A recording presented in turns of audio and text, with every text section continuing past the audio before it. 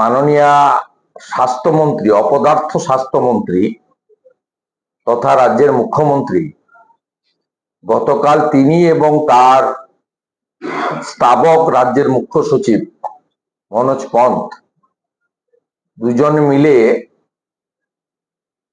এই যে সম্প্রতি স্যালাইন কাণ্ড বা ভেজাল ওষুধ কাণ্ড ঘটেছে এবং যার বলি ইতিমধ্যে একজন প্রসূতি মা এবং একজন নবজাতক ইতিমধ্যে হয়েছে, আরো কতজন অজ্ঞাত হয়েছে বিগত দিনে বা আগামী দিনে হবে তার ঠিকানা নেই বা জানা নেই, কারোরই আমাদের কোনো ধারণা নেই।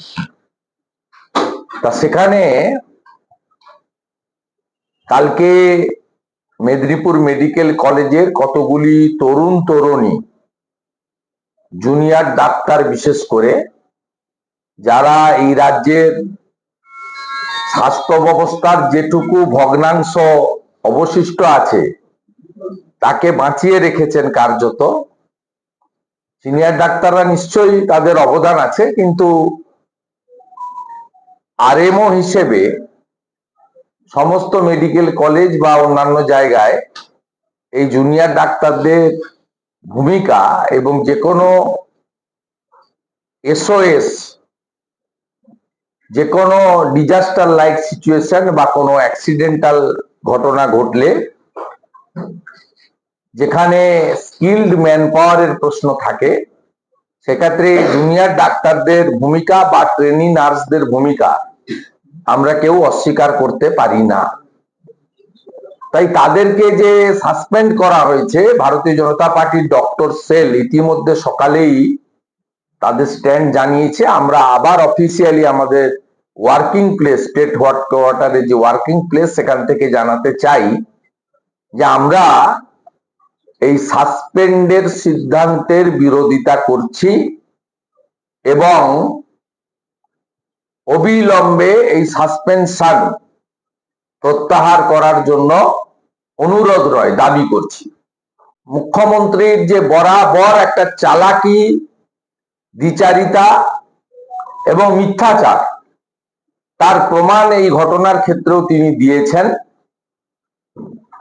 আমরা যে ক্ষেত্রে সম্প্রতি আরজিকর কাণ্ড বা অভয়া কাণ্ড যে নামেই বলুন, সেই ঘটনাতেও যখন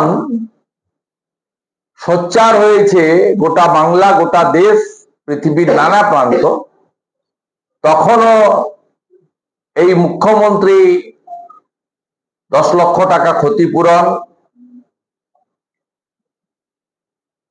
তারপরে এই ঘটনাটাকে চাপা দেওয়া, ঘটনার পিছনের রহস্য তাকে আড়াল করা, এভিডেন্স ডিস্ট্রয় করা, সব কাজটা তিনি তার সাঙ্গপাঙ্গদের নিয়ে করেছেন।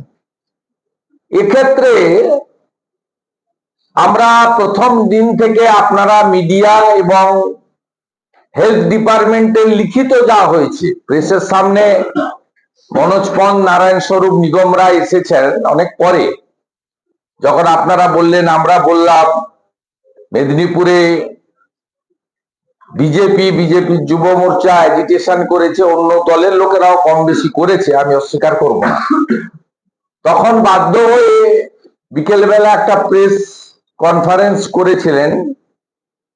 আমার মনে আছে আমি যখন অ্যাসেম্বলির গেটে প্রেস করি 2টো নাগাদ, ঠিক তারপরে 3:30 4টে নাগাদ একটা কাউন্টার প্রেস মনোজ পন্থ, নারায়ণ স্বরূপ, নিগমকে দিয়ে মুখ্যমন্ত্রী নবান্নতে করার, তার আগে ওরা মুখ খোলেন। তো মুখ খোলার দরকার নেই। আমরা যে ডকুমেন্ট গুলো আমাদের হাতে আছে সেই ডকুমেন্ট গুলোর মধ্যে 8ই জানুয়ারি ডেপুটি সেক্রেটারি স্বাস্থ্য ভবনের হোয়াটসঅ্যাপ মেসেজ সমস্ত এমএসভিপি, সুপার, সংশ্লিষ্ট সকলকে তিনি দিয়েছেন যে পশ্চিমবঙ্গ ফার্মাসিউটিক্যাল যে কোম্পানি, এই যে আরএল নাম যে স্যালাইন বা ইনজেকশন থ্রু স্যালাইন, এটাকে ব্যান ঘোষণা করা হচ্ছে এবং আপনারা স্টক থাকলে অলরেডি ইউজ করা বন্ধ করুন। কারখানা তৈরি হয়, এবং এই কোম্পানির সঙ্গে ওদের চুক্তি করেছে রাজ্য সরকার যে এখানে কারখানা করলে, ইনভেস্ট করলে আমরা এটা নেব। কিন্তু সাইকেল কোম্পানির ক্ষেত্রে আবার আলাদা। একটা সাইকেল কোম্পানি বাংলার এখানে পানাগড়ে জায়গা চেয়েছিল যে আমরা সাইকেল এখানে উৎপাদন করব, একই রেটে দেবো বা কম রেটে দেবো, সবুজ সাথীর সাইকেল আমাদেরকে দেওয়া হোক। সেটা দেওয়া হয়নি কারণ মুখ্যমন্ত্রীর পরিবারেরই পবন অরোরা, অঙ্কুশ অরোরার সাইকেল সাপ্লাই দেয়, পাঞ্জাবের কোম্পানিকে দিয়ে রেখেছে 7 বছর ধরে, স্টিল নাও।